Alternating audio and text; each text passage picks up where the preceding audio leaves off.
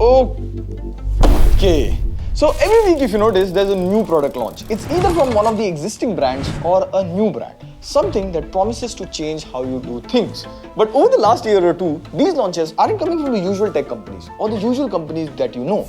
They're coming from YouTube creators. The same faces we have been watching for years, now building their own products. And honestly, it's kind of cool because creators understand their audience better than anyone else. They know what people want, what works, or what's been missing. Or is it? Well, we spend a ton to get all the products from our fellow YouTube creator, but here's the question. When your name carries that much trust, does it also raise the bar for what you build? So, can creators really compete with brands, or are these products just a smarter form of marketing? Me and my team tested everything to find out which ones actually deserve the hype and which ones are just riding on it. This video is quite different from what we do and I'm really excited for this one. Let's just hope I don't lose some of my friends today. Pratik, TechWiser, let's go. Before we actually begin, this is how we're gonna roll today. So we'll review the products and at the end of every product, we're gonna rate them as per our OG TechWiser style tier rating. So if the products are exceptionally well, we'll put it in good tier. If a product is just right there but it has like one con, then it goes to the very solid tier. Whereas if the product is decent with two cons, then it did the job tier. And if the product has no pros, then you know. It goes to you know it, I know it tier. Good for no one. So let's start with gaming YouTuber first. So we have Mythpat. He's got 16.8 million on YouTube and he's launched his own gaming headphones, the Armor H1 gaming headphones with 7.1 surround sound. It costs 3,999 and it's available on Amazon to order. Inside the box you get the headphones in a cloth cover, some paperwork. You also get a detachable mic. Now the headphones here are wired and you get a Type-C port, so you can use it on your phone as well as laptop, but this is mostly for desk. It's quite bulky to carry here and there. Now if your setup doesn't have a Type-C port, there's a USB-C to A converter inside the box, like nice touch. Now the wire here is braided and there is a control panel with two buttons and a knob. Even the design here looks cool. On the side it has RGB lighting with loops, and if you press the button here, the light color changes or turns off. You can switch between modes if you double press, and even if you wear them, there is a good amount of comfort as well. But here's the real question. Are these actually good gaming headphones or just merch with LEDs? So starting off with multimedia consumption, the Armor headphone, it lacks bass. The music sounds flat. There is a bass mode on the control panel, but it does very little to it. Now understandably, gaming headphones are meant to be flat. So if you want this for music or casual usage, I would recommend get these Soundcore ones. They are much better. Now the main purpose of this headphone is gaming. So we played CSGO, the footsteps and callouts are good on the Armor headphones, but in firing scenes, regular headphones feel better. Like you don't feel the impact of the gunshot on this. Also our new headphones got pretty dirty on the sides, or even if you look closely on the ear cups, there's dirt. Now these ear cups are removable, maybe you can replace them, but there are also dirt marks on the headphone cups, which sadly is not going off. Now even we are not sure that these marks were present when we unboxed the headphones or it happened later, but considering this is just 5 days old, it gets dirty pretty quickly. It would have been nice if there was a black color. Now generally creator products are supposed to be expensive because a company does more units, so they can manufacture and price it cheaper.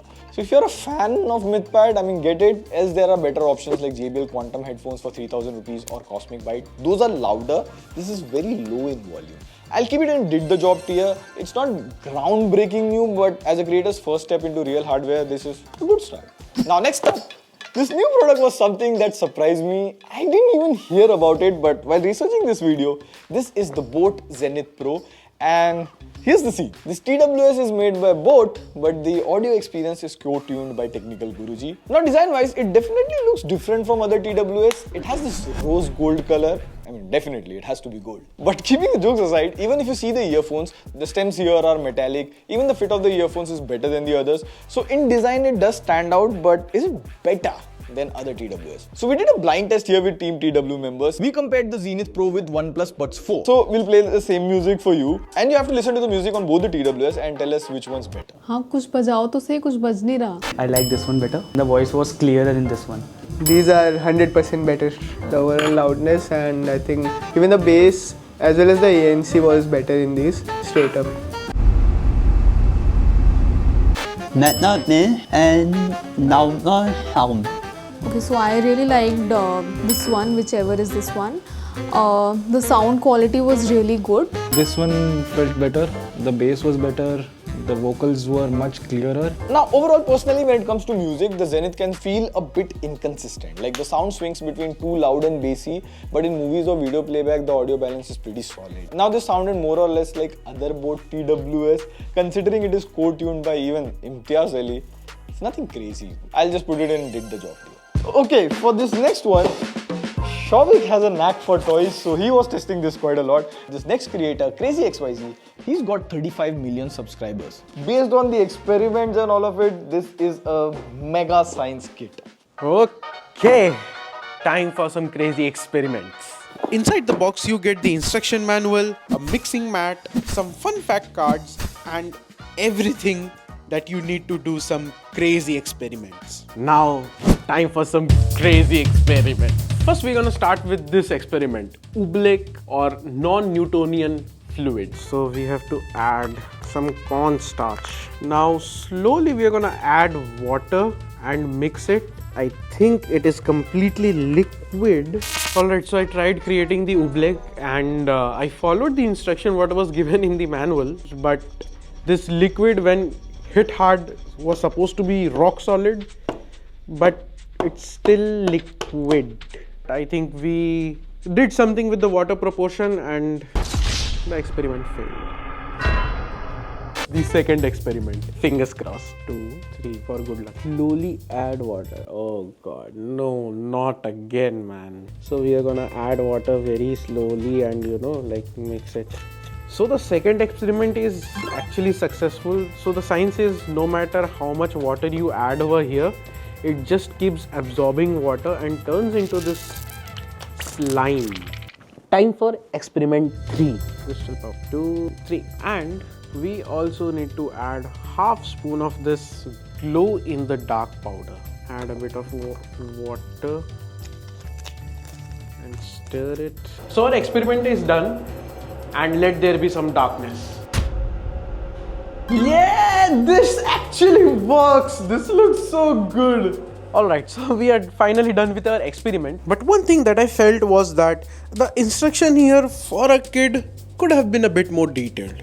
So we are gonna put it to the very solid tier. Now the next creator is one of the OGs of tech YouTube. Like I literally started watching tech videos because of him. MKBHD or Marcus Keith Brownlee. And he's not just launched a phone or a camera gear, he's launched a wallpaper app. It's called Panels. Now Panels has a very clean and minimal, very Marquez aesthetic. You get high quality wallpapers, neatly sorted collections and zero ad. You can favorite, download or apply those wallpapers directly. The idea is solid. It actually pays the wallpaper artist, which is a nice touch. So we tried it for a few days. The wallpaper themselves gorgeous. You can tell real designers worked on this. But the UI feels basic. But here's the catch. The app's free version only gives you a small peek. The full res wallpapers, premium collection and weekly drop, it's locked behind a subscription. You have to pay about $1.99 per month, or if you want unlimited downloads, $11.99 per month, which is roughly how much? About 1200 rupees per month. So if you want the full gallery, you've gotta pay. Okay, but here's my 2 cents on it. The app is good. It supports artists and there are people who want to pay for real art. But in 2025, AI has got ridiculously good at this stuff. A static wallpaper app like this feels built for a niche audience. So this one goes into did the job tier. I mean, no offense, but if you want to pay for a wallpaper, you can. Next up, we have drinks. Now, this is by Fukra Insaan, who has 12.6 million subs. You might have watched him in Big Boss, and if you do watch Big Boss, I'm judging you. Now, this is definitely not tech. So we did a blind test for drinks. We put Focus, Red Bull, Lahori Jeera and Apple Fizz in 4 glasses. We asked the team to taste it and tell us the worst ones. This reminds me of the cough syrup. I hope it's not Red Bull. क्या है ये? Which one is the best? This is good. This will be the best one. मतलब ठीक सा था. This one. This one? That's Happy Fizz. Which one is the worst? This one. This is the worst. Worst. This is also not that good. Do you want to try another flavor of Focus? I need some focus in my life. Yeah, not that good. Yeah? Much better. Go for green, no red. Now, I've never tried Focus, but let's see. Tastes more like Rasna. Now, this concept is very similar to Prime that they have in US. Same, no added sugar energy drink, and they were competing with Gatorade. So, although it is actually no added sugar, but it is not that useful when you're tired or you have sweat quite a lot. But again, I just saw Food Farmer video and one video on Prime in US, so take it like a soft drink. But so actually no tear for it. Now talking about controversial products, we have AI Fiesta by Dhruv Rathee, and Dhruv Rathee needs no introduction, but his product is an AI website, and AI is something we personally are very active and looking forward to at TechWiser, and also our Instagram page TechWiser.ai. So now the deal here is AI Fiesta gives you access to all AI models in one page. So in one page you can ask a question to all AI models like Claude, ChatGPT, Gemini, DeepSeek, etc, etc. And then you can choose to continue with the model that you feel has the best answer to your question. Like perfect, really good idea. So before we get to the cons, I'll tell you the pros. Like number one, the website initially had a 4 lakh token limit, and just to give you an idea of what is tokens, see, I go here and I just type, create an itinerary from Mumbai to Delhi, blah blah blah. Very small question. So the token usage here is almost 25,000 for one question. So with 4 lakh limit, I could just ask 16 questions like this and my token limit is 1. So 4 lakh is too less for a month. So they listened to the feedback and now the token limit is increased to 30 lakh, which is good. And number two, there was no web search access or projects or even image generation. Now all of this is there. So feedback and feature integration is very fast and prompt. Kudos on that. But here are the cons. Number one, transparency. The token consumption is very weird. See, the website says 3 million tokens, but suppose you switch to premium model like ChatGPT 5.1, the token usage gets 4x. So for this same question, it will cost me 80 tokens to ask it to premium models. And suppose if you research on any topic, it costs 7.5 lakh tokens. Like just 4 research questions you can ask for the entire month. Too less. And by default, whenever you load the website, it resets to free models, like obviously to save tokens. You can change that in settings, but who does that? And number two, major con. The whole point of this AI Fiesta by Dhruv Rathee was to give affordable access to AI to a lot of people. There was also UPI payment and all of that. But the moment this website was launched, all AI apps from Perplexity to ChatGPT to Gemini, everything is free in India. So the use case of AI Fiesta is very low. Like suppose you want to use all the AI apps on one website and you don't have the money for it, then maybe you get it, but I'll put it in did the job tier. Product is good, but timing is very bad, very bad. Coming to the next YouTuber, someone who went from making free education courses to now running one of India's biggest edtech companies. The IPO is happening.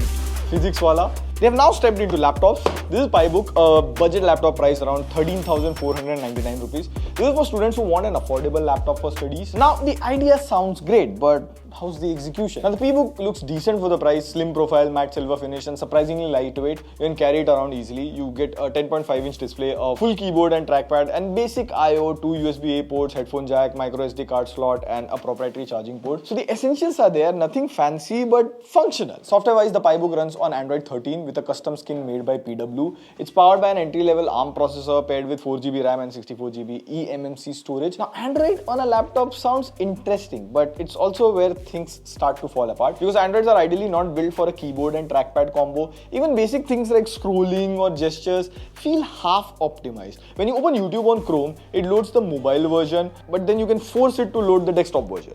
We tried using it for what it's meant for, studying. We opened a lecture video in YouTube 1080p and kept 2 to 3 Chrome tabs open for notes. Now every time we switch tabs, the video paused. Even light multitasking felt heavy on this machine. So let's say you ignore all of that because it's cheap, right? Here's the problem.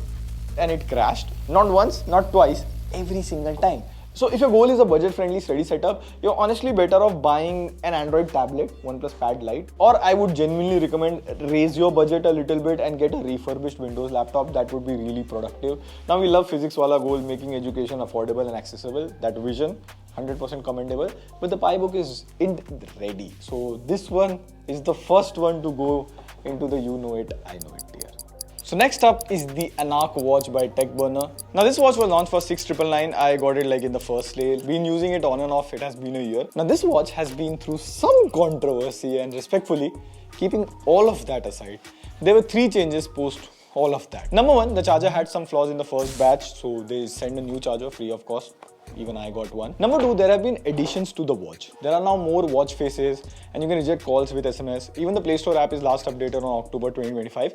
So there is movement. Number 3, there has been a price cut on the watch. At the time of making this video, it is down to 4,800 rupees. So for the price now, I feel it's okay. The software is pretty optimized. I've had no issues while using the watch here. Only issue is still with sleep tracking. So I was using the Galaxy Watch 8 side by side. Now Galaxy Watches have pretty accurate reading for sleep, workout, steps, etc. For example, see the sleep record. The Galaxy Watch shows that I've slept for 5 hours and 18 minutes. Whereas on the Anak watch, it shows that I've slept for 8 hours. So accuracy is still a thing to figure out. I believe it still needs more refinements. For the price, it does the job. So the Anak goes to does the job tier.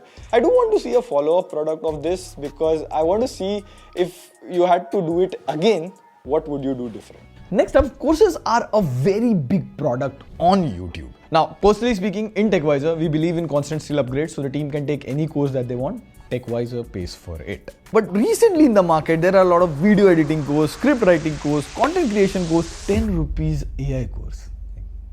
Come on, man.